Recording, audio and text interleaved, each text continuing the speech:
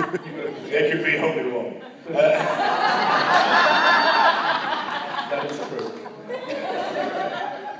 How many times have you said that? I wish I had $1 for every time I said it. I've written it as well. It's very. Let's have a look. Which little can is that? Where's the can? Oh, there it is. Are we taping this? No, we're just going to show different things. Anyway, I know you guys come in for us to do some magic. Tough. Butch. So, you know, we're going to talk a little bit today about, we were talking last night, okay, what do we do, how do we do? Basically, you know, there's a very big difference between sword in reality and sword in the movies. And we both work with a gentleman called Bob Anderson, who was a fantastic man, and we were talking about it last night. You know, the difference between what he did and what a lot of other sword choreographers will do is, we liken them to bricklayers and artists and painters. Bricklayers will give you on this camera here. All right, this is the camera, right? And what we have to do when they choreograph a sword fight, I don't want to swing too long. Is the fact that when you're on camera, we have to make sure the fight is to the camera, right? So that you see this. You see this? Now, if I'm fighting like this, and my fights are here, it's not as effective as when it comes here. You see the difference? Right? So we have to, when you choreograph something, you have to be aware of what the camera does. This action is much stronger than this action. See how I'm away from the camera? Yeah. And that's something that we always, I learned a lot of that from Donnie Yen, and as well as doing sword stuff. So if you'd had a conversation, we talked about it last night regarding the, when you had to 180 the entire thing around. You want to explain what that means? We had a situation, this happens all the time, and the great thing about choreography for films, I think, on TV, is that it's very much a relationship between you and the actors and you and the stunt guys and the team. And you're reliant on them selling the action. We'll show that in a minute, we'll show what that means. Because what Adrian's showing is if we're stood like this, right, you can see the air here, right? But the camera has what they call depth of vision. So as Adrian was just showing, if you're the camera and we're here, this way, you can't see how close we are. So if I do it like a cut, like that, I could miss Adrian by 2 feet, right? But you do it to me, here, just do a cut across. And if I sell it, it looks like it's hitting, right? So it's all about where you move the camera. But if you're the camera now, I do this, you see it's a total miss. Right? It really depends on where you are at for the camera, so you can be very aware of that. And where the stuntman, the stuntman's obviously got to sell it. And so we had this situation where, and this happens all the time, we were talking about how you're always under pressure. And I had this. Now you're doing the same thing, you can cut that together and then you make the fight longer with the same 3 cuts. So if you look at some of the movies, they're doing exactly the same thing. Exactly the same thing. We actually did a sword demonstration 3 weeks ago, actually a sword class for people.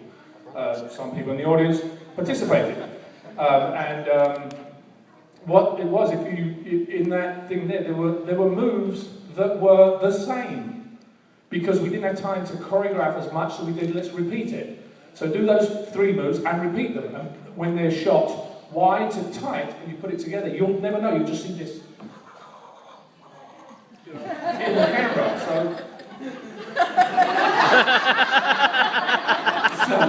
So that's the magic of the movies as well. That's another thing that people don't realise, that you have to adjust a lot of the time when you're doing choreographing a scene. What's that? What? Sorry?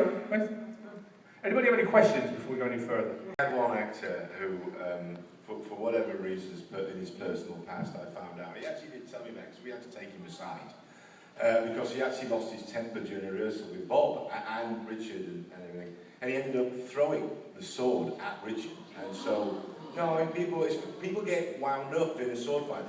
They somehow their adrenaline and everything, and if they feel that this guy was a chain smoker, so as well, he couldn't really sustain a section of a fight very long without getting out of breath. So we had to cut the fight into workable sections so he could do it and then have us, so we knew we were having a problem with it. And Richard, I have to say, for those of you, that have heard many stories, Richard's a lovely guy. He really is a Buddhist. And during the course of some of these rehearsals on one or two occasions, Bob and I actually had to step in and go, whoa, dude, what are you doing? And Richard went, leave it with me. He said, this is my job. I'm working with another actor. He said, let me. And he took the guy aside and he talked him down and they went back to do it. But I was very concerned that something would happen on the day of filming. And it surely did during one of the fights. We were doing what we were just doing there. I'm doing a course, a thing like this.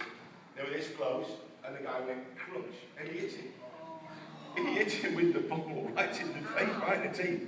And so that we got to fix this. So what we did, it's the first time I've ever seen this, and now it's applied obviously in Transformers and everything else.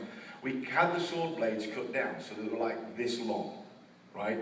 So in the final sequence where Richard is fighting Ben Cross and he's moving really quickly and finally he cuts him across the neck, there's no sword blade in the sword. It's all CGI. It's all CGI. And it was the first time I'd ever seen it because I was very sceptical it would work. And Bob went, no, they'll make it work. These guys know what they're doing. And so we only had like what's called a hilt set, which was the hilt, this part, up to about 4 or 5 or 6 inches of the blade.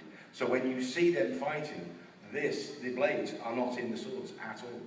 And it was the safest thing to do. People get wound up and they get excited. And sometimes they're machismo, they think, the best way to do this is to make it look real by bashing the holy crap out of something else.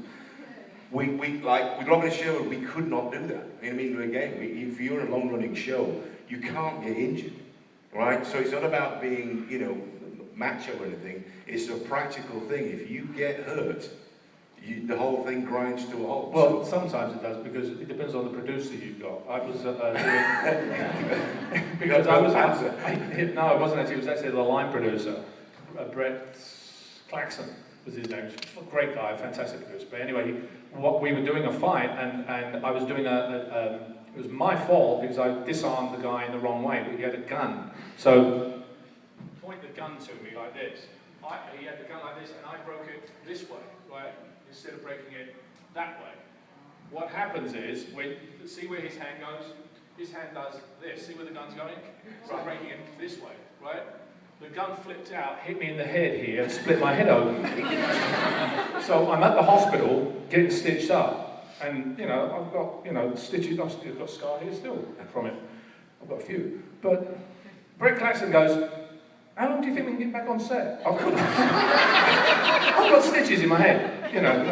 Actually, on the other one I showed you before, when it got cut here, you can see what happens by the time you get cut. Like he said, blood gets cut in the eye. When you get hit here, the blood vessels get traumatized and causes blood in the eye and starts swelling. Like this, and did this to come around this way, like this. Well, when I came this way, because of the heaviness of the blade, because I said to people just beforehand, I said, you know what, this isn't the type of blade you should do this with, because it's too heavy. Well, and my hands were sweaty, so I was doing the cutter, and as I got to this action like this, turning it over, it came out of my hand and hit our photographer like that.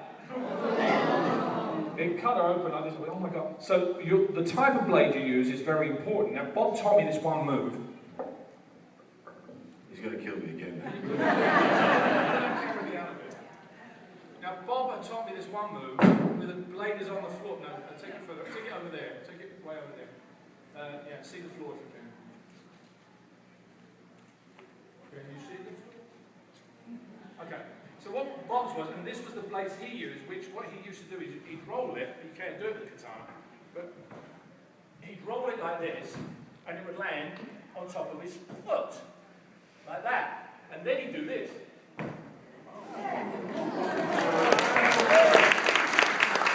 No, wait, I wouldn't do that. You can't really do it with the katana, but in the magic of the movies, the katana landed on my foot, just happened to be there, picked up the coin.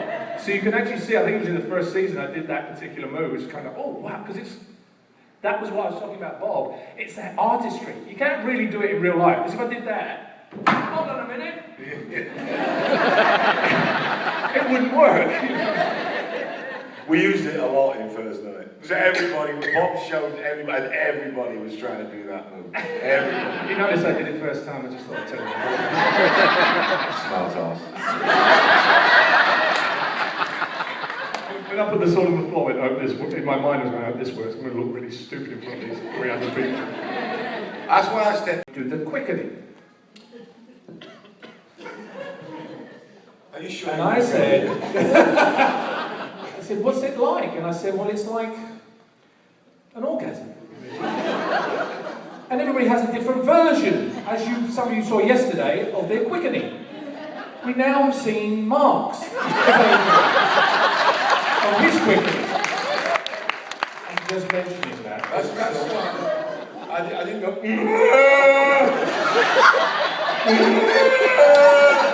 Well, the winner of my quickening yesterday went, oh, Richie!